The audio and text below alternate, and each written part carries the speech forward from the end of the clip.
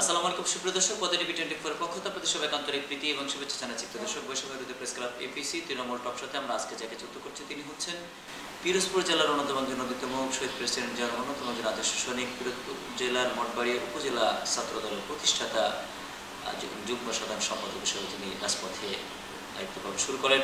পিরোজপুর জেলার মঠবাড়িয়া উপজেলা যুব দলের যিনি সাবেক সাধারণ সম্পাদক হিসেবে দায়িত্ব পালন করেছেন, পিরোজপুর জেলা মঠবাড়িয়া উপজেলা বিএনপির আহ্বায়ক হিসেবে তিনি দায়িত্ব পালন করেছেন এবং 2018 সালে যিনি বিএনপির পক্ষ থেকে ধানের শীষ প্রতীকের মনোনয়ন পেয়েছিলেন, নির্বাচনে অংশগ্রহণ করার সুযোগ পেয়েছিলেন। সেই বিদগ্ধ ব্যক্তিত্ব দীর্ঘ 45 বছরের যার রাজনৈতিক পর্যায়ে রয়েছে তার কাছ থেকে আমি কিছু বিষয় জানবো। আমাদের সাথে যুক্ত হচ্ছেন জনাব রুহুল আহমেদ দুলাল। দর্শক, আপনারা আমাদের সাথে যুক্ত হবেন। আমরা আজকের আলোচনার মাধ্যমে কিছু ইতিহাস ঐতিহ্য আপনাদের সামনে উপস্থাপন করতে যাচ্ছি। যে জনাব আপনার সুস্বাস্থ্য জানাতে দীর্ঘ সময় ধরে আপনার পথ চলা, বিশেষ করে উই রিভোল্ট বলে যে মানুষটি ইতিহাসের অক্ষর হলেন, ভাস্বর হলেন, ইতিহাস সৃষ্টি করলেন, সেই মানুষটির আদর্শে আপনি দীর্ঘ 45 বছর রাজপথে আছেন। আপনি দর্শকদেরকে জানান কি চেতনা প্রেরণার ভিত্তিতে আপনি বাংলাদেশের জাতীয়তাবাদের প্রবর্তক শহীদ প্রেসিডেন্ট জিয়াউর রহমান আদর্শ রাজপথে আসলেন? বিসমিল্লাহির রহমানির রহিম। আমি 1980 সালে মঠবাড়িয়া থানার তৎকালীন থানার ছাত্র দলের যুগ্ম সাধারণ সম্পাদক হিসেবে আমি ছাত্র দলের যোগদানের মাধ্যমে আমার রাজনীতি শুরু করি। বাংলাদেশের স্বাধীনতা পরবর্তী অত্যাচার, নির্যাতন এবং বাংলাদেশ যে কারণে স্বাধীন হয়েছিল, গণতন্ত্র, মানুষের বাক স্বাধীনতা, ভোটাধিকার নিশ্চিত করার জন্য, কিন্তু দেখা গেছে স্বাধীনতা পরবর্তী যারা ক্ষমতায় ছিলেন তারা সেইগুলো না করে তারা দলীয়করণ করেছে, বাকশাল কায়েম করেছে। এক পর্যায়ে 1975 সালের পট পরিবর্তনের পর বাংলাদেশের প্রেসিডেন্ট হিসেবে প্রথমে সামরিক আইন প্রশাসক, পরবর্তীতে বাংলাদেশের সফল রাষ্ট্রপতি হিসেবে শহীদ রাষ্ট্রপতি জিয়াউর রহমানের বাংলাদেশের রাজনীতিতে আবির্ভাব ঘটে। তিনি একদলীয় শাসন ব্যবস্থা ভেঙে দিয়ে একদলীয় শাসন ব্যবস্থার পরিবর্তন ঘটিয়ে বহুদলীয় গণতন্ত্রের প্রবর্তন করেন এবং তিনি যেমনিভাবে 1971 সালের এই জাতি যখন দিশেহারা, তখন কালুরঘাট বেতার কেন্দ্র থেকে, চট্টগ্রামের কালুরঘাট বেতার কেন্দ্র থেকে এই জাতিকে ঐক্যবদ্ধ করার জন্য এবং পাকিস্তানি হানাদার বাহিনীর বিরুদ্ধে যুদ্ধ করার জন্য তিনি স্বাধীনতার ঘোষণা করেন। শহীদ প্রেসিডেন্ট জিয়াউর রহমান যে ঘোষণা দিয়েছিলেন, ঘোষণা হয়েছিল দুবার। প্রথম উই রিভোল্ট বলে যে ঘোষণাটি, সেই ঘোষণাটির চিত্র বিচিত্র কিন্তু ঢাকা পড়ে গেছে দীর্ঘ শেষ 15 বছরে বা শেষ 16 বছরে। কিন্তু শহীদ প্রেসিডেন্ট জিয়াউর রহমান যে ঘোষণাটি প্রথম দিয়েছিলেন সেটি পাঠ্যক্রমের জায়গা কিন্তু পায়নি। দ্বিতীয় ঘোষণাটি কিন্তু পাঠ্যক্রমের জায়গা পেয়েছিল আওয়ামী লীগের বদন্যতায় এবং শহীদ প্রেসিডেন্ট জিয়াউর রহমানকে খাটো করে ঘোষক নন, তিনি পাঠক, তিনি শুধু চিরকুট পাঠ করেছেন, তিনি দপ্তরি এইটি বের করে ইনসাল্ট করে শহীদ প্রেসিডেন্ট জিয়াউর রহমানকে ইতিহাসে খাটো করতে চাওয়া হয়েছে। যে খাটোটি আওয়ামী লীগ করতে চেয়েছে সেইটি আসলে বুমেরাং হলো কিনা?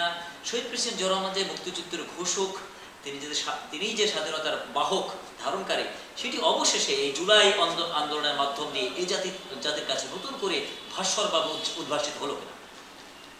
দেখেন, আওয়ামী লীগের চরিত্রই হয়েছে মিথ্যাচার করা এবং আওয়ামী লীগ কোনো সময় বাস্তবতা এবং আওয়ামী লীগের প্রতিপক্ষ যে সমস্ত রাজনৈতিক দল বলেন, তৎকালীন সময় বলেন, পরবর্তীতে এই যে বাংলাদেশে গণতন্ত্র প্রতিষ্ঠিত হয়েছে তার পরবর্তীতে বলেন, যে কোনো সময় এরা ভিন্ন মত কোনো সময় সহ্য করতে পারে না। ওনারা গণতন্ত্রে আদৌ বিশ্বাস করে না, যার দরুনে ওনারা মানুষকে ছোট করার জন্য, এটা আওয়ামী লীগের চরিত্র, এরা প্রতিপক্ষকে ছোট করার জন্য এখনো কোনো ভাষা নাই যে তারা ব্যবহার না করে। শহীদ রাষ্ট্রপতি জিয়াউর রহমান একজন দেশপ্রেমিক লোক ছিলেন। তিনি বাংলাদেশকে নিয়ে বহু চিন্তা করছেন। বাংলাদেশে তার 1971 সালের যে স্বাধীনতা যুদ্ধ, তিনি স্বাধীনতা ঘোষণা দেওয়ার আগে যেভাবে তিনি চিটাগাং থেকে তার ফ্যামিলি, আমাদের প্রিয় নেত্রী, দেশনেত্রী বেগম খালেদা জিয়া এবং তার দুই সন্তান আমাদের ভারপ্রাপ্ত চেয়ারম্যান জনাব তারেক রহমান সাহেব এবং আরাফাত রহমান কোকো, তারা তখন ছোট্ট ছিলেন। তাদেরকে রেখে তিনি তার মানে জীবনের ঝুঁকি নিয়ে প্রথমে আপনি যে কথা বলেছেন, প্রথমে তিনি রিভোল্ট যখন প্রথম ঘোষণা করেন, তিনি তখন বাংলাদেশের অস্থায়ী রাষ্ট্রপতি হিসাবে তিনি স্বাধীনতা ঘোষণা করেছিলেন। এবং আমরা মনে করি বাংলাদেশের প্রথম রাষ্ট্রপতি শহীদ প্রেসিডেন্ট জিয়াউর রহমান এরকম সাহস নিয়ে এই জাতির পক্ষে, এই জাতিকে ঐক্যবদ্ধ করার জন্য, একটা দিশেহারা জাতির কোনো যেখানে মানে অসহায় অবস্থা, সেখানে তিনি বাংলাদেশের প্রথম প্রেসিডেন্ট হিসেবে তিনি বাংলাদেশের স্বাধীনতা ঘোষণা করেন। প্রথম রাষ্ট্রপতি হিসাবে তিনি ঘোষণা করেছেন, কিন্তু আমাদের জাতি গঠনের ক্ষেত্রে জাতির কিছু ফাউন্ডার, কিছু ফাদার্স রয়েছেন, তাদেরকে গুরুত্ব না দেবার কারণে বা তাদের স্বীকৃতি না আসার কারণে একজন ব্যক্তিকে বারবার জাতির পিতা করার যে প্রবণতা আওয়ামী লীগ করে যাচ্ছে, এটি চিরকালের জন্য শিলগালা করা দরকার কিনা? সেক্ষেত্রে জাতি গঠনের ক্ষেত্রে হোসেন শহীদ সোহরাওয়ার্দী, মাওলানা আব্দুল হামিদ খান ভাসানী, এ কে ফজলুল হক, স্যার সলিমুল্লাহ, এই সমস্ত ব্যক্তিবর্গদেরকে সামনে এনে জাতির ফাউন্ডারের সেট আপটা যদি করা যায়, তাহলে জাতিগতভাবে শহীদ প্রেসিডেন্ট জিয়াউর রহমান জাতির পিতা হিসেবে তিনিও শেষ ব্যক্তি হিসেবে সম্মানের অন্যতম চূড়ায় যাবেন কিনা, এবং একক জাতির পিতা করার প্রবণতা যেটা আওয়ামী লীগ করছে সেটি চিরকালের জন্য বুমেরাং হবে কিনা? দেখেন, এই জাতির পিতা এবং এই বঙ্গবন্ধু স্বাধীনতার যুদ্ধে শহীদ রাষ্ট্রপতি জিয়াউর রহমান, তখন আপনারা জানেন তৎকালীন ছাত্র নেতা ঢাকা সরোয়ার্দী উদ্যানে বসে এক একটা ঘোষণা দিতে, যেই ঘোষণাটা দিত সেইটাই তখন সকলের মুখে মুখে আসত। নিঃসন্দেহে শেখ মুজিবুর রহমান তৎকালীন সময় বাংলাদেশের জনপ্রিয় নেতা ছিলেন, এটা আমরা বিএনপি কিন্তু কোনো সময় অস্বীকার করি না। এবং তখন আপনি যে বিভিন্ন তৎকালীন নেতাদের কথা বললেন, মাওলানা আব্দুল হামিদ খান ভাসানী একজন দেশপ্রেমিক নেতা ছিলেন। তিনি কিন্তু তখন এই শেখ মুজিবুর রহমান সাহেবের নেতা ছিলেন। তারা কিন্তু সে পিছন থেকে গাইড করে তারা কিন্তু আগাই দিয়েছে কিন্তু মাওলানা আব্দুল হামিদ খান ভাসানী।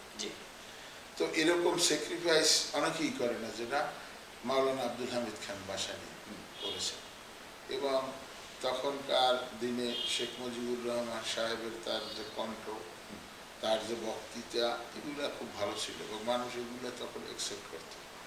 তখন বাংলাদেশের মানুষের শিক্ষিতের হার কিন্তু খুব কম ছিল, যার দরুন মানুষ অন্ধভক্ত হয়ে তখন কিন্তু তার পিছনে মানুষ ঘুরছে এবং তাকে আপাদমস্তকে নেতা মানছে সারা বাংলাদেশের তৎকালীন 7.5 কোটি মানুষ। স্বাধীনতার পর কিন্তু মানুষ হতাশ।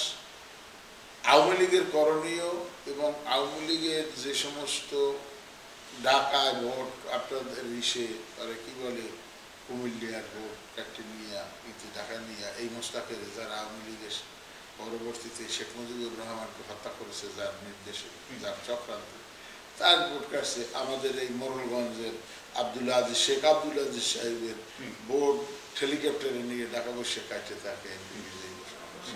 তো এই ধরনের কিছু মানুষের তখন বাক স্বাধীনতা ছিল না এবং অত্যাচার নির্যাতনের কারণে কিন্তু সেই সময় প্রতিবাদ করার জন্য তারই ছাত্রলীগের যে সমস্ত নেতারা, তারা কিন্তু এই দেশপ্রেমিক হিসাবে আবির্ভূত হয়ে তখন কিন্তু জাসদ গঠন করেছে।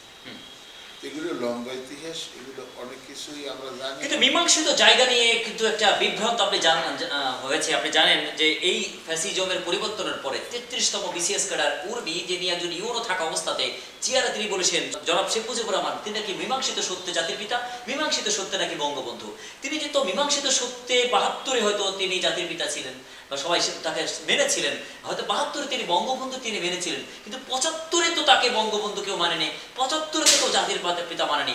মীমাংসিত সত্য জীবনের শেষ দিনেই তো আসলে স্বীকৃত হয় কিনা, শেষ ভালো যার সব ভালো তার, শেষ খারাপ যার সব খারাপ তার, এটাই আসলে মীমাংসিত সত্য কিনা?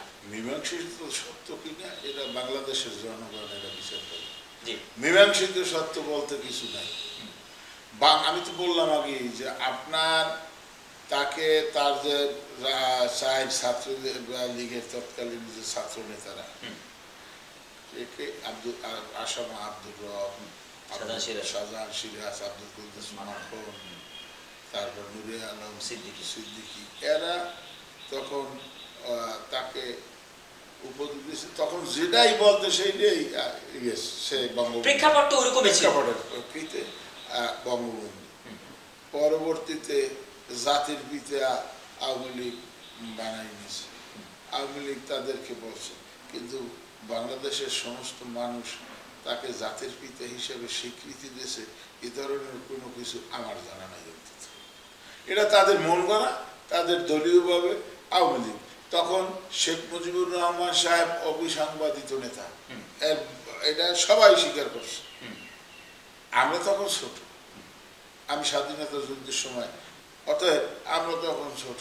অনেক বিষয় আছে স্বাধীনতা যুদ্ধের সময় দেখা গেছে তিনি মানে ওই রাওয়ালপিন্ডির জেলখানায় বহুত মানুষ, তখন তো এরকম মানে বৈজ্ঞানিক যুগ ছিল না, এরকম স্যাটেলাইটের যুগ ছিল না।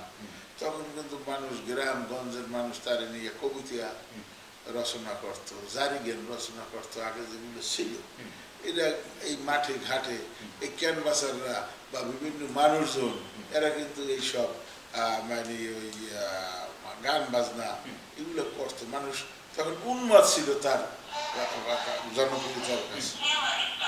কিন্তু দেখা গেছে পরবর্তীতে মানুষের সেই আকাঙ্ক্ষা, মানুষের যে আশা, সেগুলো কিন্তু পূরণ হয়নি এবং তিনি সম্পূর্ণরূপে, তিনি সহ আওয়ামী লীগ সম্পূর্ণরূপে ব্যর্থ। ৭৫ 7 নভেম্বর টানটান উত্তেজনাময় প্রেক্ষাপটে এমন ছিল, খালেদ মোশাররফ এবং major general K M Shafiullah তারা চাচ্ছেন একটি ক্ষমতা মসনদে বসতে, এদিকে জাসদ সামনে রাখছে কর্নেল তাহেরকে। কিন্তু মাঝখানে সিপাহী জনতা সেই মানুষটিকে বেছে নিলেন যিনি ৭১ রণাঙ্গনে যুদ্ধ করেছিলেন, মুক্তিযুদ্ধের ঘোষণা দিয়েছিলেন। মুক্তিযুদ্ধের ঘোষণা তিনি নিজের জীবন বাজি রেখে দিয়েছিলেন, যার কারণে এবার সবাই তার জন্য জীবন বাজি রেখে তাকে অবরোধ থেকে মুক্ত করে প্রধান সামরিক প্রশাসনের দায়িত্ব পালন করেন। এবং তিনি একখণ্ড মানচিত্রকে পায়ের নিচে ফেলে ১০,০০০ কিলোমিটার পায়ে হেঁটে ঘাম ছুটিয়ে কপর্দকশূন্যতার একটি রাষ্ট্রনায়ক হিসাবে, রাখাল রাজা হিসাবে তিনি যিনি বিজয় নিলেন, এটি কত বড় ঐতিহাসিক একটি দূরদর্শিতা, কত বড় ঐতিহাসিক গুণের পরিচয় বলে আপনি মনে করেন? শোনেন, এগুলা ইচ্ছার উপর নির্ভর করে।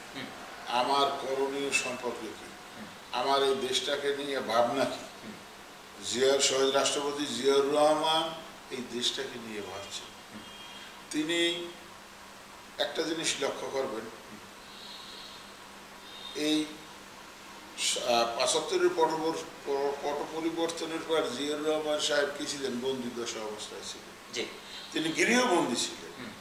এবং ওই সময় এবং আজ পর্যন্ত খুব কম যে এইভাবে গৃহবন্দী থাকা অবস্থায় কোনো মানুষ বাচ্চা ফিরছে, এগুলো খুব রেয়ার। কিন্তু তৎকালীন সময় বাংলাদেশের সাধারণ মানুষ এবং সিপাহী জনতা ৭ই নভেম্বর যে মানে বিপ্লবগত সংহতি দিবস, এটা তাকে সেইখান থেকে সাধারণ সিপাহীরা এবং জনগণ একত্রিত হয়ে তাকে উদ্ধার করে নিয়ে আসছে। এবং উদ্ধার করে নিয়ে এসে তাকে প্রথমে তিনি ডেপুটি সিএমএলএ হন, অর্থাৎ উপসামরিক আইন প্রশাসক হন। পরবর্তীতে তিনি সামরিক আইন প্রশাসক হন। দেশকে মানে একটা মানে শান্তিপ্রিয়, শান্তির জায়গা বা স্টেবল করার জন্য তিনি তখন সামরিক আইন পরবর্তী প্রশাসক হন। এরপর ABM সায়েম বিচারপতি, তিনি ছিলেন প্রথমে সামরিক আইন প্রশাসক এবং তিনি ছিলেন প্রেসিডেন্ট। পরবর্তীতে তিনি বাকশাল থেকে বাংলাদেশকে বের করে নিয়ে আসার জন্য, বাংলাদেশে গণতন্ত্র পুনঃপ্রতিষ্ঠা করার জন্য তিনি একটা রেফারেন্ডাম, যেটা হাবানা ইলেকশনের মাধ্যমে তিনি জনগণের মতামত নিয়েছিলেন। পরবর্তীতে তিনি বাংলাদেশে মানুষের কাছে গণতন্ত্র ফিরিয়ে দিয়েছেন। তিনি বহু দলকে, এই যে আজকে জামাত ইসলামী, এই জামাত ইসলামী তো নিষিদ্ধ ছিল, সমস্ত দলকে তিনি ওপেন করে দিয়েছেন এবং বাংলাদেশে গণতন্ত্র প্রতিষ্ঠা করার জন্য যে সমস্ত কর্মকাণ্ড করা দরকার তিনি কিন্তু সেটা করেছিলেন। এবং শহীদ রাষ্ট্রপতি জিয়াউর রহমান ক্ষমতায় ছিলেন মাত্র 3.5 বছর। তিনি এই 3.5 বছরের মধ্যে আজকের যে বৈজ্ঞানিক যুগ, এই যে স্যাটেলাইটের যুগ, এই স্যাটেলাইটের যুগের যে মানে শুরুটা সেটা কিন্তু তিনি করে গিয়েছিলেন। বাংলাদেশে এই গার্মেন্টস শিল্পের প্রতিষ্ঠা কিন্তু জিয়াউর রহমানের আমল থেকে শুরু হয়েছে। বাংলাদেশে তখন আজকে মানুষের যে দুরবস্থা, আজকে মানুষের যে মানে চলাফেরা, খাদ্য, বাসস্থান, তারপর আপনার জীবনযাপন পদ্ধতি, চিকিৎসা, শিক্ষা, এই সমস্ত সেক্টরে কিন্তু জিয়াউর রহমান কিন্তু তিনি শুরু করে গিয়েছিলেন। আপনারা এখন দেখেন এই যে মাছ চাষ বলেন, এই যে মুরগির চাষ বলেন, এই যে বিভিন্ন যে ক্ষেত খামারে কৃষির বিপ্লব, খাল কাটা কর্মসূচির মাধ্যমে সারা বাংলাদেশে জিয়াউর রহমানের আমলে বিদেশে চাল রপ্তানিও করছে বাংলাদেশ। তো এইসব তার যে অবদান বাংলাদেশ সম্পর্কে, এগুলো আসলে আল্লাহ তাআলার পক্ষ থেকে তো হয়। এগুলো আপনারা একটা জিনিস লক্ষ্য করবেন, কোনো কোনো জিনিস আছে যেগুলো আল্লাহর ইশারা ছাড়া তো আর হয় না। জিয়াউর রহমান একটা নিঃসন্দেহে ভালো মানুষ ছিলেন, এতে তো আর কোনো কেউ দ্বিমত করবে না। জিয়াউর রহমানের জানা যায় যে সময় যত লোক হয়েছে পৃথিবীর ইতিহাসে, কোন মানুষের জানা যায় এত লোক কখনো কোথাও হয়েছে বললে আমার জানা নাই, কোনো নজির এরকম নাই। তো জিয়াউর রহমান সেদিন বাংলাদেশকে যে দাঁড়গোড়ায় নিয়ে যাইতেছিল, এগুলা আল্লাহ তাআলার ইশারা না হইলে তো হয় না। তার দ্বারা আপনি একটা জিনিস লক্ষ্য করেন, জাতি যখন দিশেহারা 1971 সালে তিনি স্বাধীনতার ঘোষণা দেওয়ার প্রেক্ষিতে কিন্তু জাতি ঐক্যবদ্ধ হয়ে যুদ্ধ করছে। ঠিক তেমনি ভাবে 1975 সনের পট পরিবর্তনের পর এই জাতি কিন্তু আবার দিশেহারা। বাংলাদেশের মানে 1 ঘন্টা 2 ঘন্টা যে রাষ্ট্রপতি কি এ কিন্তু ছিল না 75 সালের ওই শেখ মুজিবের পট পরিবর্তনে বা 3 নভেম্বর হইতে ছিল না। তো এই সমস্ত জিনিস জিয়াউর রহমান সাহেব বন্দিদশা অবস্থায় সেই থেকে আসে সে রাষ্ট্রীয় ক্ষমতায় আসবেন, এগুলো তো আল্লাহর ইশারা ছাড়া হয় না। তো আল্লাহ তাআলা তার মাধ্যমে এই জাতিকে দুইবার উদ্ধার করেছে। আপনি আরো একটা জিনিস লক্ষ্য করবেন, তিনি ক্ষমতায় আসার পর সারা বিশ্বের মুসলমানদেরকে ঐক্যবদ্ধ করার জন্য যে প্রচেষ্টা চালিয়েছিলেন, তিনি ওআইসির মাধ্যমে সারা বিশ্বের মুসলমানদেরকে ঐক্যবদ্ধ করতেন। আমি একটু বলি, তারপর তিনি এই ইরাক ইরান যুদ্ধ বন্ধ করার জন্য তিনি চালাই অনেক, তার প্রচেষ্টায় ইরাক ইরাক যুদ্ধ অনেক অংশে কিন্তু বন্ধ হয়েছে। বাংলা সার্ক জিয়াউর রহমানের সৃষ্টি। তো জিয়াউর রহমান সাহেবের এগুলা অনেক অল্প সময়ের মধ্যে তিনি যা করেছেন এগুলো ইতিহাস। আজকে আর একটা জিনিস আমি বলি তার সম্বন্ধে, আপনারা জানেন এই যে মুসলিম বিশ্বের সাথে, বিশেষ করে মধ্যপ্রাচ্যের সাথে যে জিয়াউর রহমান সাহেবের যে সম্পর্ক ছিল, এই দেশে বাংলাদেশে প্রথম সৌদি আরবে বাংলাদেশের শ্রমিক পাঠাইছেন এই শহীদ রাষ্ট্রপতি জিয়াউর রহমান। তার আমল থেকে তিনি সেই দেশের বাদশার সাথে সুসম্পর্ক ছিল এবং তার জন্য তিনি আবেদন করছেন বাংলাদেশের থেকে তিনি শ্রমিক রপ্তানি করবে সৌদি আরবে এবং সেগুলো এগুলো তিনি শুরু করে দিয়েছেন। আর একটা জিনিস আমি মজার জিনিস আপনি আপনাকে বলি, আমরা হজ করছি, আমি উমরা হজ করছি, এরা আপনি মূল হজও করছি। আমি আরাফাত ময়দানে গেছি দেখতে, আরাফাত ময়দানে গিয়ে দেখি নিম গাছ লাগানো। না, আপনি জিয়া গাছ লাগানো দেখেছেন? হ্যাঁ, নিম গাছ লাগানো। আমি তখন জিজ্ঞেস করলাম যে এই নিম গাছগুলো, তখন বললো যে ওই দেশি মানে নিম গাছ ছিল না, ওই দেশি মানে বলে এটা জিয়া গাছ, জিয়া সাজা বা জিয়া ট্রি। হ্যাঁ, জিয়া ট্রি। এই সমস্ত বললাম, তখন জিজ্ঞেস করলাম তাদের কাছে এবং আমাদের যে বাংলা ভাষাভাষী যে লোকজন আছে তাদের নিয়ে তাদের সাথে আলাপ আলোচনা করে জানলাম তারা জিয়া গাছ বলতেছে।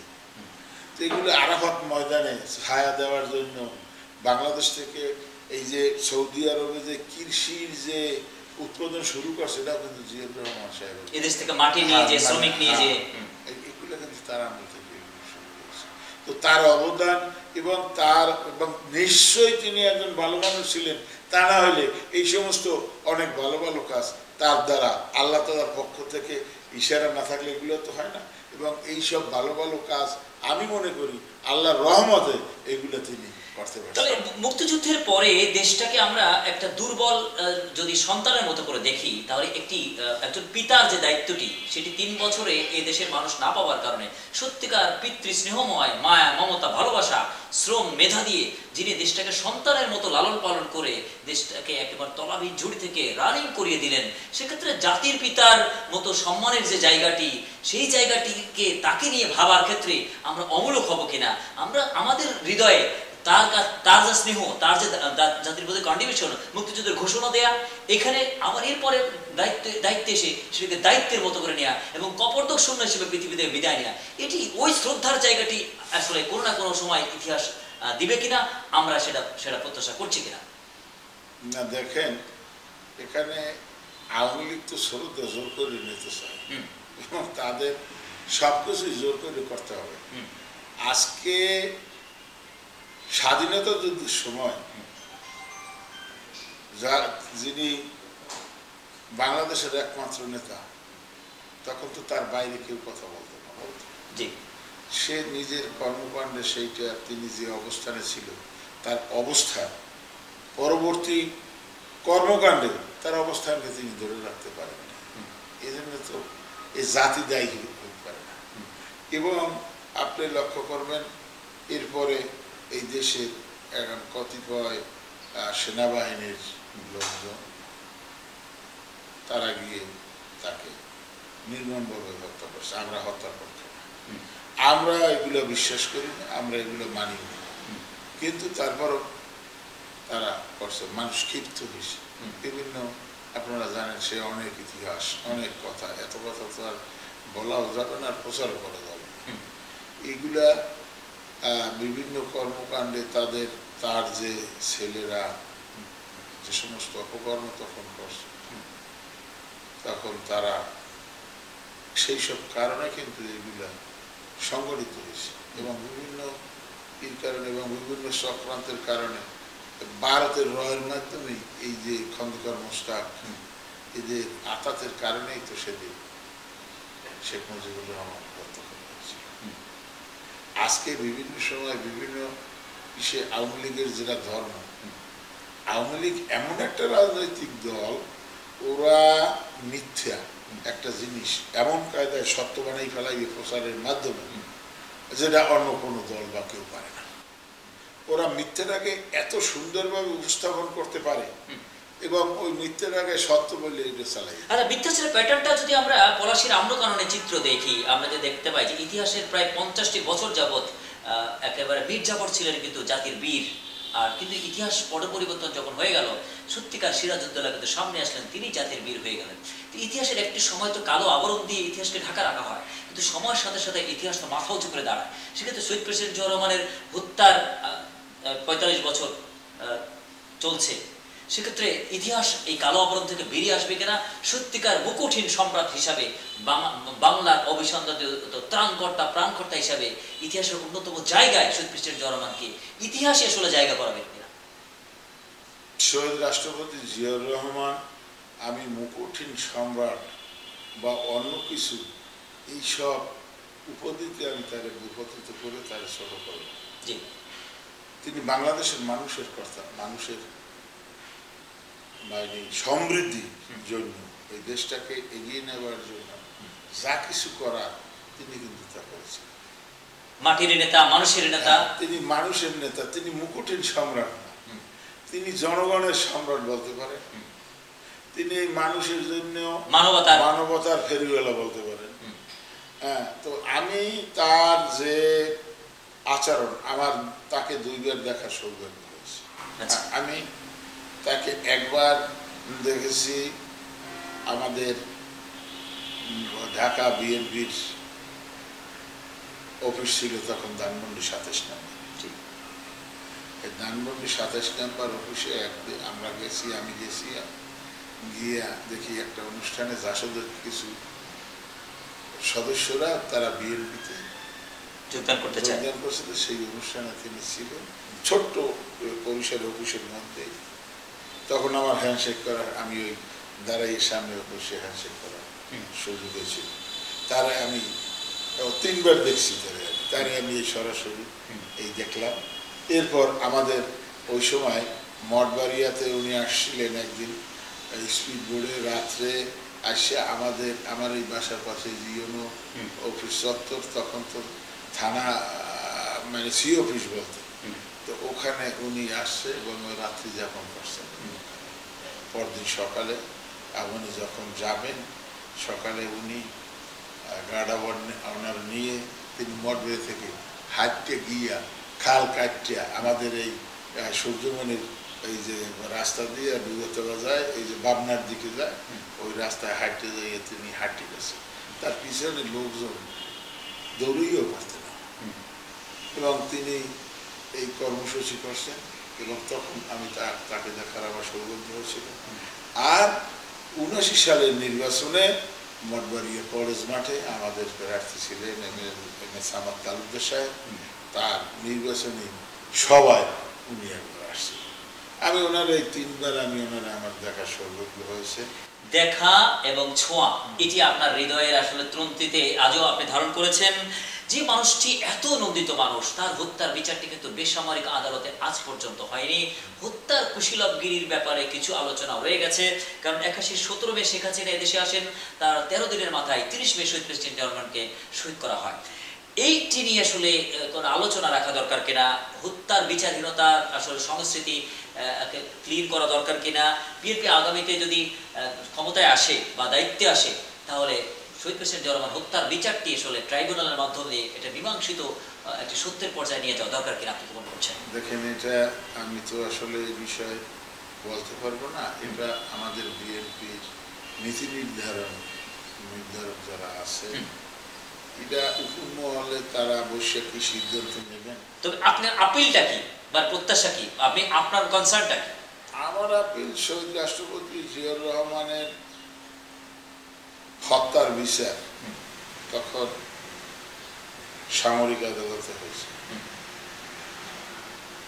হয়তো তখনকার আমলে, সেই আমলে অনেকের বিচার হয়নি, তারা সামরিক বাহিনীর ক্ষমতায় ছিল, যার প্রেক্ষিতে তারা বেঁচে গেছিল, সেফ এক্সিট পেয়েছিল।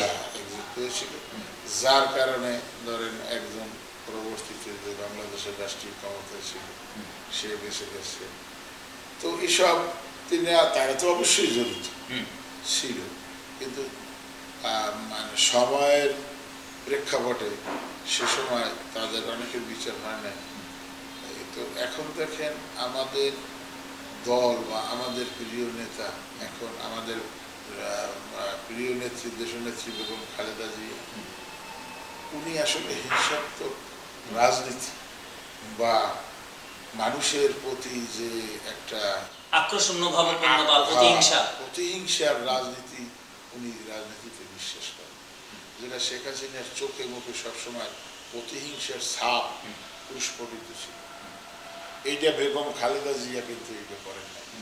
তিনি বাংলাদেশের তার মানে স্বামীর মতন তিনি সেইভাবেই, কিন্তু তার স্বাভাবিক কারণে সেইভাবেই হচ্ছে আমাদের শহীদ রাষ্ট্রপতি জিয়াউর রহমান সাহেব যেভাবে চলছেন, তিনি তো সেগুলো দেখছেন, ঠিক তেমনিভাবে তিনিও সেইভাবে মানে দেশটাকে কিভাবে উন্নত দিকে নিয়ে যাওয়া যায়, সমৃদ্ধিশালী একটা জাতি, এই জাতিকে গঠন করা যায়, সেই কর্মকাণ্ড কিন্তু তিনি করছেন। আজকে দেখেন, তার উপরে যে অত্যাচার, নির্যাতন যা কিছু হয়েছে, আজকে এত দাবাদাবি, এত চেষ্টা করছে আওয়ামী লীগ সরকার, কোনো দুর্নীতির ছাপ এই জিয়া পরিবারের প্রতি ফেলাইতে পারছে?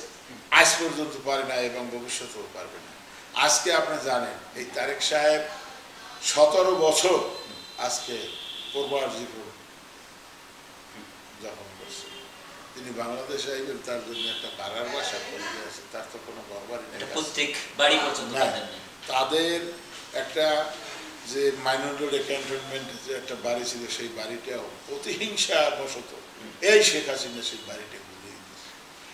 বেগম খালেদা জি এক কাপড়ে তার বাড়ি থেকে বের করে দেওয়া হয়েছে, আমরা তখন ওই যেদিন বের করে দেয়, আমরা তখন আমাকে বরিশালের অনেক নেতা সরোয়ার ভাই, তারপর এই আমাদের ইসের অনেক নেতৃবৃন্দ ছিল, এই আমাদের শ্যামাও ভাই তখন ছোট বয়সে অনেক, তখন সে ছিল, আরো অনেক নেতারা ছিল, নাজিমুদ্দিন আলম ভাই, এখন কুদ্দুস সাহেব, এরা সবাই ছিল। আমরা সেই জাহাঙ্গীর কেটেছিলাম, আমাদের উপরে হয়েছে ম্যাডামকে তাকে সেদিন বস্তে দেওয়া হয়েছে এবং সেই বাড়িটি ঘুরেই দিয়েছে শহীদ রাষ্ট্রপতি জিয়াউর রহমানের স্মৃতি বিজড়িত সেই বাড়িটি তারা সেটা দিয়েছে।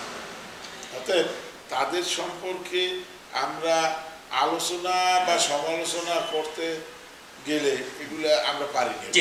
দুই নেত্রীর বাংলাদেশ আমরা দেখলাম ৪৫ বছর, এখনো দুজনেই জীবিত আছেন, একজন ৩ বারের প্রধানমন্ত্রী, একজন ৫ বারের প্রধানমন্ত্রী। আপনি অলরেডি ম্যাডাম খালেদা জিয়া সম্পর্কে কিছু আলোচনা করেছেন, শেখ হাসিনা সম্পর্কে আলোচনা করেছেন। দুই নেত্রীর যে আচরণ, কথা, বচন, বাচন, এটা আমাদের মুখস্থ, দেশবাসী জানে। দেশবাসী এই দুই নেত্রীকে যেভাবে ধারণ করেছে, লালন করেছে, সেক্ষেত্রে ম্যাডাম খালেদা জিয়ার প্রেক্ষাপট বা শেখ হাসিনার প্রেক্ষাপট বিচারে আসলে মানুষ কাকে বেশি সম্মানের জায়গায় রেখেছে? এক কথায় বলুন, এতে এক কথা বলতে গেলে দেশবাসী তো জানে। আপনার কাছে বিশ্লেষণ, অবশ্যই বিশ্লেষণ। আপনি একটা জিনিস লক্ষ্য করবেন, বেগম খালেদা জিয়া এবং শেখ হাসিনা, এদের দুইজনের বডি ল্যাঙ্গুয়েজ আগে দেখবেন, শারীরিক ভাষাটা এটা কিভাবে সেইটি লক্ষ্য করবেন। অনেক কিছু দেখা যায়, অনেক কিছু বোঝা যায়। বেগম খালেদা জিয়ার যে ব্যক্তিত্ব, তার ধারে কাছেও শেখ হাসিনা নেই।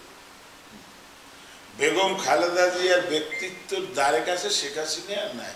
শেখ হাসিনা দেখবেন চলাফেরাটা ফালতু, নাচে খেলে, কিরকম কি করে, সবাই আছে, সংসদে নিয়ে এসে গান গাওয়ায়, এগুলো তো আসলে আমরা হইলাম ক্ষুদ্র পর্যায়ের লোক, আমরা একটা এলাকার মানে রাজনীতি করি, অর্থাৎ তাদের সম্বন্ধে আমরা বলতে গেলে মানুষ বলবে যে এত কথা বলি কেন, এগুলা বলাও আমাদের ঠিক না। তারপর আমি বলি আকাশ পাতাল ডিফারেন্স। বেগম খালেদা জিয়ার সাথে শেখ হাসিনার তফাৎ আকাশ আর পাতাল। আচ্ছা, তফাতের ব্যাপারটা এরকম কিনা, রাজনীতিতে শেষ কথা বলতে কিছু নেই, একটি কথা এক নেত্রী চালু করে গেছেন, আর নেত্রী বলছেন রাজনীতিতে শেষ কথা বলতে কিছু আছে, কথা দিলে রাখতে হয়, নীতিতে থাকলে অটল থাকতে হয়, জীবনে রিস্ক থাকলেও সেটা মানতে হয়, পরিবারের উপরে যদি আক্রমণ আসে তবুও সেটা মানতে হয়, কখনো আপোষহীনতা করতে নেই। এই নেতৃত্বের যে ব্যক্তিত্বটা যেটি ম্যাডাম খালেদা জিয়া ধারণ করলেন, আর বিপরীত পাশে শেখ হাসিনা সকালে যা বলেন বিকালে তা চেঞ্জ করেন। রাজনীতিবিদের চরিত্র বলতে কিছু কিছু থাকতে নেই, সকালে একটা বিকালে একটা বললেও কোনো সমস্যা হয় না, কোনো পাপটা বলতে কিছু হয় না। এই যে নৈতিকতার, কথার, বচন, বাচনের, নেতৃত্বের গুণাবলীর যে ব্যাটারটি, এটি থেকেও রাজনীতিবিদের জন্য অনুকরণের নিদর্শন রয়েছে কিনা? বাংলাদেশের গণতন্ত্র জন্য তিনি যা কিছু ত্যাগ তিনি স্বীকার করেছেন। তার একটা সন্তান মারা গেছে, তার বড় সন্তান তার কাছে নাই, করবার জীবন করছে, তিনি সেই অবস্থায় জেলে গেছেন, কিন্তু আপোষ করেন। তিনি বাংলাদেশের গণতন্ত্র পুনরুদ্ধারের জন্য কোনো আপোষ করে নাই। তাতে যদি তার মৃত্যু হইতো, তাতেও কিন্তু তিনি পিছপা হন নাই। এবং তাকে বিদেশে চিকিৎসার জন্য আমরা আন্দোলন করেছি, আমরা দাবি তুলেছি, বিদেশে যেতে দেওয়া হয় নাই। বিদেশে যেতে হবে, যদি তার সাথে মুসলেখা দিয়ে যায় তাইলে যেতে পারবে, তা নইলে যেতে পারবে না। কিন্তু বেগম খালেদা জিয়া তিনি মৃত্যুবরণ করবেন, কিন্তু আপোষ করবেন না, এইটাই ছিল তার নীতি। এবং তিনি বাংলাদেশের মানুষের কথা বিবেচনা করে, বাংলাদেশের মানুষের জন্য চিন্তা করে বিধায় সেদিন কিন্তু গণতন্ত্রের কারণে তিনি জেল জীবন বলেন, যা কিছু নির্যাতন বলেন, তার উপরে যে পৈশাচিক নির্যাতন হয়েছে, সেগুলো কিন্তু তিনি মেনে নিয়েছেন শুধুমাত্র এই বাংলাদেশের মানুষের জন্য। এবং বাংলাদেশে আজকে একদম পরিষ্কার এবং সবার মুখে মুখে প্রচলিত যে গণতন্ত্রের মা হিসেবে, মাদার অফ ডেমোক্রেসি আজকে বেগম খালেদা জিয়া। এগুলা যদিও আমরা আমাদের দলীয়গতভাবে বলছি, কিন্তু এগুলো আপাদমস্তকে সারা বাংলাদেশের মানুষ কিন্তু এগুলো মেনে নিয়েছে এবং এগুলো স্বীকার করছে। এবং খালেদা জিয়া আজকে দেখেন, তিনি যে দীর্ঘদিন যে সমস্ত অত্যাচার নির্যাতন সহ্য করেছেন, এগুলো বিরল, পৃথিবীর ইতিহাসে বিরল। অনেকেই চাইছেন এই দেশ চাইলে, অনেক দেশে দেখেন যে পালাই গেছে, এই শেখ হাসিনা দেখেন এই শেখ হাসিনা এই গণ অভ্যুত্থানের পর ও পালাই গেছে। আওয়ামী লীগের তো সমর্থক কম না বাংলাদেশে, আওয়ামী লীগের তো বাহিনী কম না। আওয়ামী লীগের ছাত্রলীগ সন্ত্রাসী বাহিনী, যুবলীগ সন্ত্রাসী বাহিনী, কোথায় গেল সেই বাহিনী? আছে আজকে? হ্যাঁ, আজকে তাহারা কোথায়? এখন শেখ হাসিনা ইন্ডিয়া, জীবনে সে কি অর্জন করবে? স্বৈরাচার। আজকে স্বৈরাচারী শেখ হাসিনা হিসাবে তিনি পরিচিতি লাভ করছেন তার রাজনৈতিক জীবনে। তিনি বাংলাদেশের মানুষের বাক স্বাধীনতা কাড়ি নিয়েছেন, বাংলাদেশের গণতন্ত্র কাড়ি নিয়েছেন, মানুষের ভোটাধিকার কাড়ি নিয়েছেন, মানুষের কথা বলার অধিকার কাড়ি নিয়েছেন। স্বাভাবিকভাবে কেউ এই আওয়ামী লীগ আমলে, এই আওয়ামী লীগ দুঃশাসনে তার যাদের মানে স্বাভাবিক যে কর্মকাণ্ড এবং যে বাক স্বাধীনতা, এটা কি ছিল? ছিল না, সে কাড়ি নিয়েছেন, যার ফল তিনি কিন্তু পেয়েছেন। আজকে মানুষ ক্ষিপ্ত হয়েছে, মানুষ কয়দিনে সহ্য করবে? এই গণ অভ্যুত্থানের মাধ্যমে সারা বাংলাদেশে ওই যে এখন ছাত্র জনতা বলে, ছাত্র জনতার বলে সমস্ত আপামর জনসাধারণ, আওয়ামী লীগ বাদে সমস্ত মানুষ এই হাসিনার পতনের জন্য কিন্তু সেদিন আন্দোলনে গণ অভ্যুত্থান সংগঠিত হয়েছে। হয়তো বা এখন কেউ কেউ দাবি করেন আমরা 1997 সালে শান্তি চুক্তির ব্যাটারটাকে সামনে রেখে শেখ হাসিনার টিম লবিস্ট নিয়োগ করে নোবেল লরিয়েট হওয়ার জন্য পুশব্যাক করিয়েছে, পুশিং করেছে মায়ানমার রোহিঙ্গাদেরকে। এমন অনেক প্রচার প্রচারণা এবং নিজেদের কথিত মাদার অফ হিউম্যানিটির মাধ্যম দিয়ে নোবেলের জন্য অনেক লবিং করেও সেটা মুভি রাখা হয়েছে। কিন্তু গণতন্ত্রের জন্য লড়াই সংগ্রাম করে অনেক ব্যক্তি ইতিপূর্বে কিন্তু নোবেল লরিয়েট হয়েছেন। আমরা ইতিহাসের প্রধানমন্ত্রী আবি আহমেদকে দেখলাম, বিগত 3 বছর আগে তিনি নোবেল লরিয়েট হয়েছেন। বিগত 30 বছর আগে অং সান সুচিকে দেখেছি একই সামরিক জনতা বা ডেমোক্রেসির জন্য লড়াই সংগ্রাম করার জন্য অং সান সুচিকে নোবেল লরিয়েট করা হয়েছে। ম্যাডাম খালেদা জিয়া যেভাবে এত বছর ডেমোক্রেসির জন্য লড়াইটি করলেন, সামরিক জনতা তথা 111-এর বিরুদ্ধেও তিনি একাত্ম ছিলেন, নীতিতে অটল ছিলেন, যার কারণে ডেমোক্রেসি রক্ষা পেলেন, নির্বাচন তাদের দিতে হলো। আবার শেখ হাসিনার ভোটের বিরুদ্ধে তিনি আন্দোলন করার কারণে সেই ভোটাধিকারের পরিবেশটা ফিরে আসলো। ম্যাডাম খালেদা জিয়ার এই দীর্ঘ পথ চলা ত্যাগ তিতিক্ষার বিষয়গুলি আন্তর্জাতিক অঙ্গন বেশ ভালো করে জানে। বিশ্বের এ পর্যন্ত 54 জন নারীর নোবেল লরিয়েট হয়েছেন। আমরা আসলে ম্যাডাম খালেদা জিয়ার ব্যাপারে কি ভাবছি, বিশ্ব আসলে কিভাবে দেখছে, একদিন না একদিন তাকে আসলে এই বিশেষ সম্মানে বা বিশেষ পুরস্কার ভূষিত করা হবে কিনা আপনার কনসার্ন? দেখেন, আমরা বিএনপি বা আমাদের প্রিয় নেত্রী, দেশ নেত্রী বেগম খালেদা জিয়ার পারিবারিকভাবে বলি, আমরা এই যে লবিস্ট নিয়োগ করি শেখ হাসিনার মতো যে নোবেল আনতে হবে, এতে আমরা বিশ্বাস করি। ম্যাডাম খালেদা জিয়া আজকে গণতন্ত্রের জন্য যে অত্যাচার নির্যাতন সহ্য করেছে, আমি আশা করি এটা বিচার বিশ্লেষণ করলে হয়তোবা ভবিষ্যতে তিনি তো পেতেও পারেন। কিন্তু আমরা ওই আওয়ামী লীগের মতন লবিস্ট নিয়োগ করিয়া আমাদের সেই নোবেল আমাদের দরকার নেই। আমি আশা করি তার যে ত্যাগ, তার যে গণতন্ত্রের জন্য আকাঙ্ক্ষা, তার পূরণ এর জন্য তিনি যে কাজ করে যাচ্ছেন, আমি আশা করি তিনি তো ইতিমধ্যেই 2-1টা পুরস্কারও পেয়েছেন, আমার মনে নেই এই মুহূর্তে সঠিক পুরস্কারটির নাম। তো আমি আশা করি এমনিতেই আমি আশা করি তিনি অনেক আন্তর্জাতিক পুরস্কার এই গণতন্ত্রের লড়াইয়ের জন্য তিনি পাবেন বলে আমি মনে করি। জনাব তারেক রহমান 2000 সালের পরে তিনি মাঠে নামলেন। শহীদ প্রেসিডেন্ট জিয়াউর সন্তানকে পাশে পেয়ে, কাছে পেয়ে তৃণমূল উজ্জীবিত হলো এবং তার এই নেতৃত্বের গুণাবলীগুলি যেভাবে ছড়িয়ে পড়ছিল, বিপরীত শিবিরে ব্যাপক কাঁপন ধরলো। শেখ হাসিনার পুত্রের ভবিষ্যৎ নষ্ট হবে বিধায় 111-এর ঘাড়ে চড়ে তারেক রহমানকে অ্যাসল্ট করে জোর করে রাজনীতি করতে পারবে না এমন মুসলেক আদায় করে এই দেশ থেকে নির্বাসনে পাঠা হয়েছে এবং শারীরিকভাবে তাকে আহত পর্যন্ত করা হয়েছে। বিপরীতে শেখ হাসিনার পুত্র সজীব জায়কে রংপুর জেলার পীরগঞ্জ থানা কমিটিতে 1 নম্বর সদস্য, রংপুর জেলা কমিটিতে 1 নম্বর আওয়ামী লীগের সদস্য করে তাকে রাজনীতি করার জন্য যে সুযোগটি করে দেওয়া হয়েছিল, সেই সুযোগে শেখ হাসিনা পুত্র সজীব জয় কি করলেন, আর যাকে রাজনীতি করতে দিবেন না বলে এত চাপ প্রয়োগ করলেন, তিনি একটি দল, একটি বৃহৎ জোটকে নিয়ে যেভাবে দায়িত্ব পালন করলেন, সেক্ষেত্রে এই 2 প্রধানমন্ত্রীর পুত্রের আলোচনাটি আসলে কোথায়, আসলে কোন মোহনায়? আমাদের গ্রামের বয়সে একটা কথা আছে যে আগের আল যেদিকে যায় পিছনের আল সেদিকে যায়। তাছাড়া আরো একটা কথা আছে বাপ কা বেটা সিপাহী কে পড়া, ইংরেজি like father like son, like father like son. আপনি একটা জিনিস লক্ষ্য করবেন, এখানে তারেক রহমান সাহেব তিনি প্রেসিডেন্টের ছেলে, তিনি বাংলাদেশের 3 বার প্রধানমন্ত্রীর ছেলে, তিনি তো এটা দেখছেন যে এতে কি আছে না না আছে।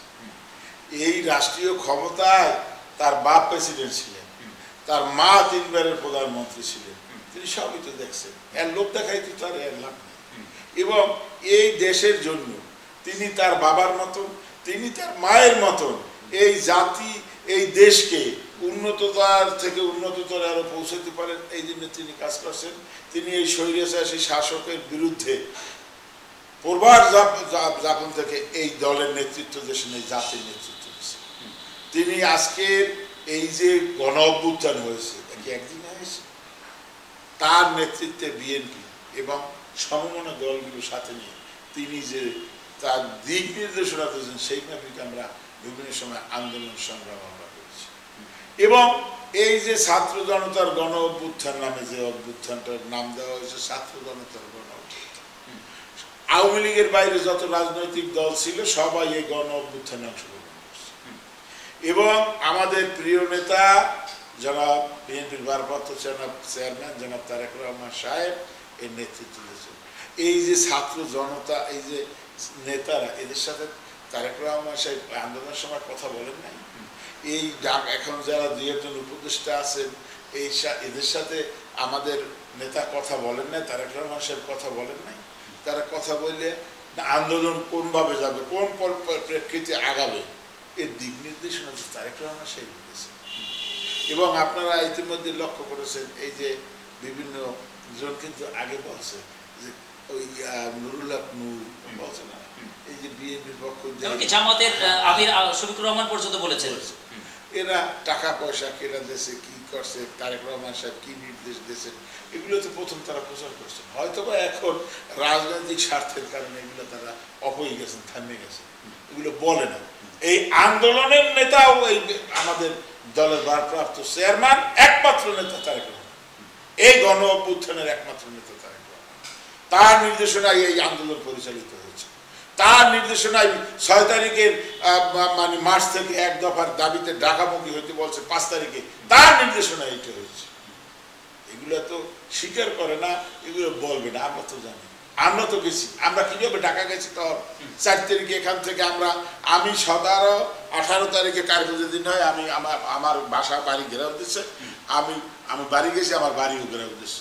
আমি কোনোভাবে এই করে আমি চলে গেছি। আমি বরিশাল পর্যন্ত যখন পৌঁছি তখন কার্ফিউ জানিয়েছি, আমি বরিশালের যাইতে আমি থেকে গেলাম।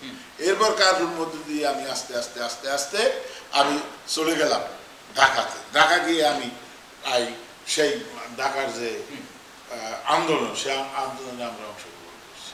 আমরা সেই আন্দোলনে রাস্তায় আসি, দেখা গেল পাশের একজন গুলিবিদ্ধ হয়ে পড়ে গেল। এইসব আন্দোলনে আমরা ছিলাম। আমরা তখন দেখছি কার নির্দেশে কি হয়েছে, কিভাবে মানুষ যেদিন এই 5 তারিখ সকালেও গুলি করছে, 5 তারিখ সকালেও মানুষ মারছে পুলিশ।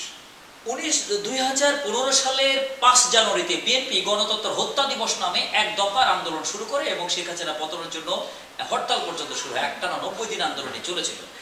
সময়ের সাথে সাথে এই কৌশলে এই 1 দফাতে হাইড হয়ে যায় এবং বিএনপি আবার নিয়মতান্ত্রিক রাজনীতিতে বিভিন্ন দফা দিয়েছে, কিন্তু সবসময় 1 দফাটা মাথার মধ্যে ছিল।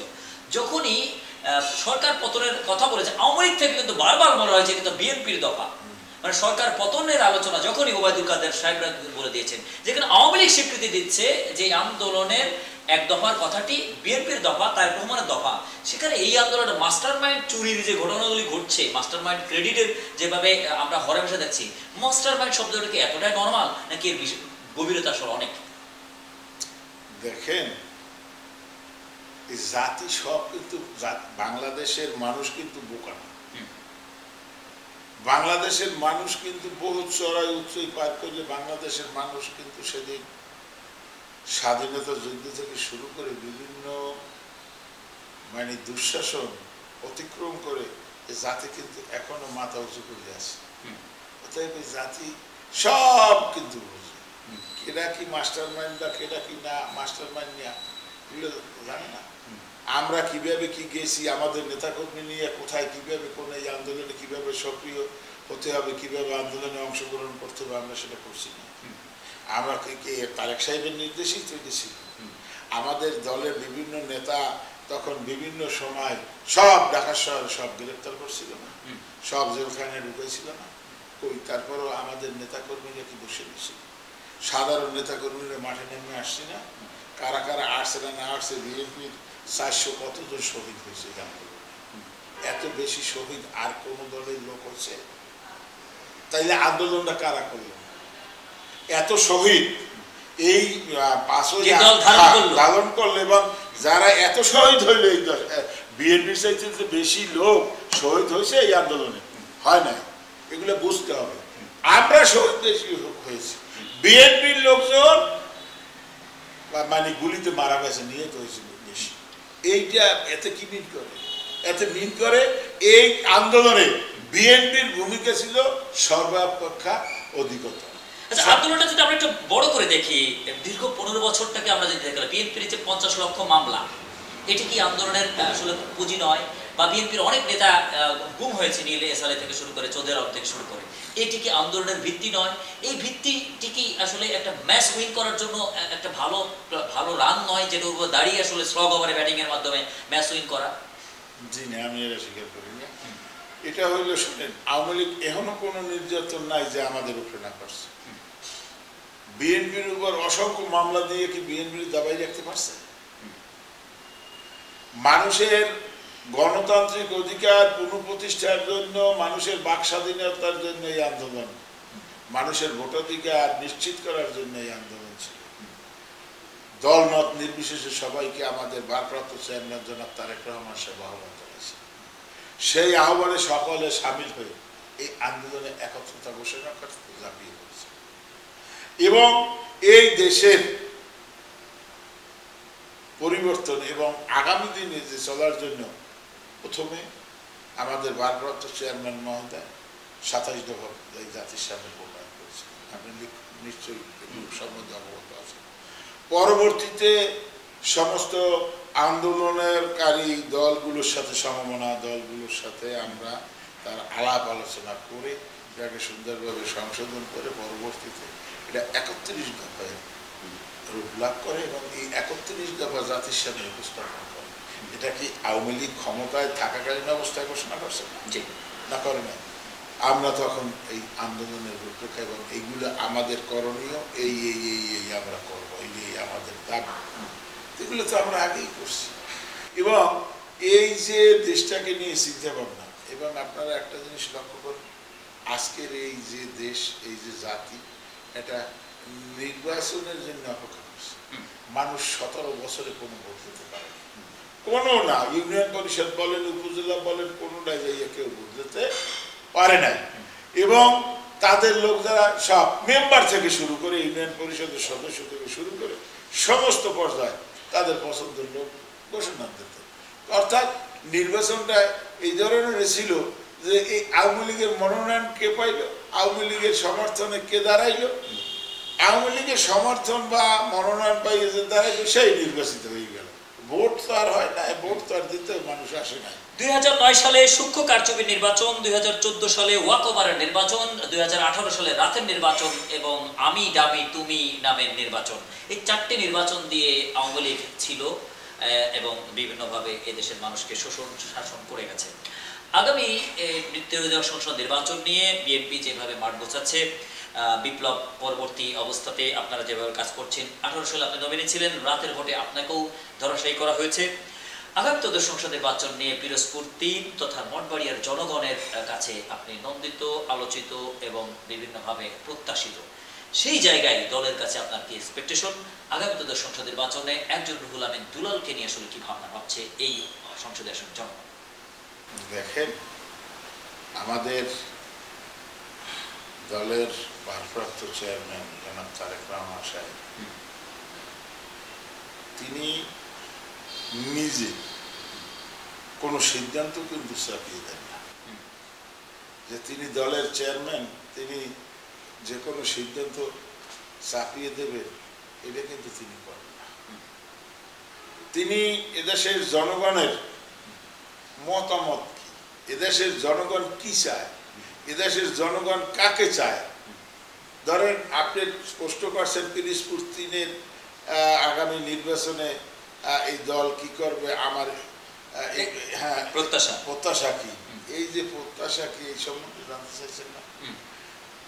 আমাদের ভারপ্রাপ্ত চেয়ারম্যান তিনি মঠবাড়িয়ার জনগণ কি চায়, মঠবাড়িয়ার জনগণ যদি আমাকে চায়, মঠবাড়িয়ার জনগণ যদি মনে করে যে রুহুল আমিন দুলাল আগামী নির্বাচনে মঠবাড়িয়ার দানের শীষের প্রার্থী হবে, হোক, এটি যদি মঠবাড়িয়ার জনগণ চায়, তাইলে অবশ্যই আমাদের ভারপ্রাপ্ত চেয়ারম্যান মহোদয় তিনিও চাবেন মঠবাড়ি থেকে রুহুল আমিন দুলাল বিএনপির দানের শীষ নিয়ে নির্বাচন করবেন এবং তিনি মনোনয়ন আমাদের দেবেন যদি মঠবাড়িয়ার জনগণ আমাকে চায়।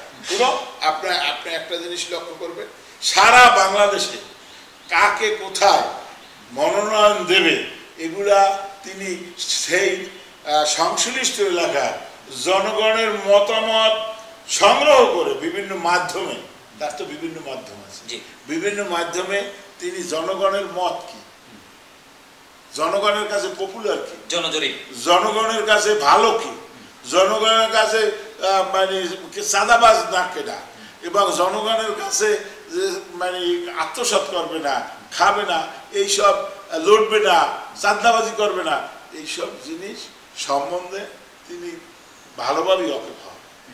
অতএব যে কোনো এলাকার, আমার পিরিজপুর 3 মঠবাড়িয়ার কথা বলছি না, সারা বাংলাদেশে আমি আশা করি মঠবাড়িয়ার জনগণ আমি এখন পর্যন্ত যেটা দেখি যে আমার যে ধারণা, মঠবাড়িয়ার সাধারণ মানুষ আমার সাথে আছে এবং আমাকে সমর্থন করে, এটা আমি লক্ষ্য করি। এবং যদি মঠবাড়িয়ার মানুষ আমাকে চায় যে মঠবাড়িয়ার মানুষ রুহুল আমিন দুলাল মঠবাড়ি থেকে বিএনপির মনোনয়নে নির্বাচন করবে, তাইলে আমি আশা করি আমাদের বিএনপির ভারপ্রাপ্ত চেয়ারম্যান জনাব তারেক রহমান সাহেব মঠবাড়িয়ার মানুষের মতামত উপেক্ষা করে আর কাউকে নমিনেশন দেবে না। আমার পক্ষে জনগণ থাকলে অবশ্যই তিনি আমার মনোনয়ন দেবে বলে আমি আশা করি। দ্বীপাসন বলে একটি উপজেলা, চারিদিকে নদী বিধৌত, এই জায়গাটি একেবারে এত রাস্তাঘাটের ভঙ্গুর অবস্থা, উন্নয়ন বঞ্চনার সবচেয়ে চিত্র, ঐতিহাসিক চিত্রের মধ্যে ঘটনাগুলি ঘটে গেছে, একেবারেই অবকাঠামো ভঙ্গুর হয়ে পড়েছে, মাত্র কয়েকটি সংযোগ সড়কের রাস্তা ছাড়া বাকি রাস্তাগুলির অবস্থা খুব বেহাল দশা। আপনি যদি এই সংসদীয় আসনের নির্বাচিত প্রার্থী হন, যদি আপনাকে আইন প্রণয়ন হিসেবে সংসদে নিয়ে যাওয়া হয়, এই সংসদীয় আসনের কি কি উন্নয়ন পরিকল্পনা নিয়ে আপনি মাঠ চষছেন এবং জনগণের কাছ থেকে কি ধরনের উন্নয়নের চাওয়া আপনার কাছে আসছে? দেখেন, অবকাঠামো এবং রাস্তাঘাট এগুলো উন্নয়নের বিষয় একটি রাষ্ট্রেরই পরিকল্পনা থাকে, সরকারিভাবেই থাকে। সেখানে এমপি সাহেব যিনি থাকেন তিনি রাস্তাঘাট নির্মাণের জন্য বা বিভিন্ন অবকাঠামো নির্মাণের জন্য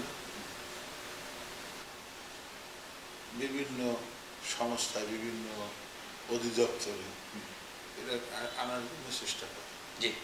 এবং আমিও যদি ইনশাল্লাহ আগামী দিনে আমার যদি সেই সৌভাগ্য হয়, এমপি নির্বাচনের মাধ্যমে আমি যদি মঠবাড়িয়ার এমপি হতে পারি, তাইলে অবকাঠামো বলেন, রাস্তাঘাট উন্নয়ন বলেন, জনগণের উন্নয়ন বলেন, সাধারণ মানুষের, গরিব মেহনতি মানুষের জীবন মান উন্নয়নের জন্য যে সমস্ত কর্মসূচি আছে, সমস্ত কর্মসূচি ইনশাআল্লাহ চেষ্টা করবো বাস্তবায়ন।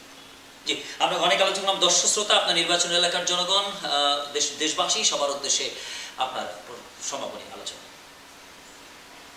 আমি চাই মঠবাড়িয়ার জনগণ সুখে থাক, শান্তিতে থাক, ভালোভাবে থাক, আগের আমাদের যে দুঃশাসন, নির্যাতন, নিপীড়ন মুক্ত থাক এবং মঠবাড়িয়ার আপামার জনসাধারণের উত্তর মঙ্গল কামনা করি এবং সবাই ভালো থাকুক, সুস্থ থাকুক, এটাই আমি আল্লাহর কাছে প্রার্থনা করি। সবাইকে ধন্যবাদ। আসসালামু আলাইকুম। ওয়ালাইকুম আসসালাম রহমতুল্লাহ। আপনাকে আমাদের সাথে যুক্ত করার জন্য ধন্যবাদ জানাচ্ছি। প্রিয় দর্শক, এতক্ষণ যুক্ত ছিলেন যুক্ত নিয়মিত শহীদ প্রেসিডেন্ট যেন আদর্শ নিয়ে দীর্ঘ সময় তিনি রাজপথে ছিলেন। শহীদ প্রেসিডেন্ট যেন আমার ছোঁয়া পেয়েছেন, তার ছায়া পেয়েছেন, তাকে তিনি ধারণ করেছেন, লালন করেছেন, যার কারণে দীর্ঘ সময় নেতৃত্ব যাকে সবসময় পেয়েছে, বিশেষ করে এই উপজেলার নেতৃত্বে তিনি দীর্ঘ সময় ছিলেন, ছাত্র দলের নেতৃত্বে, যুব দলের নেতৃত্বে এবং মূল দলেরও নেতৃত্বে তিনি ছিলেন।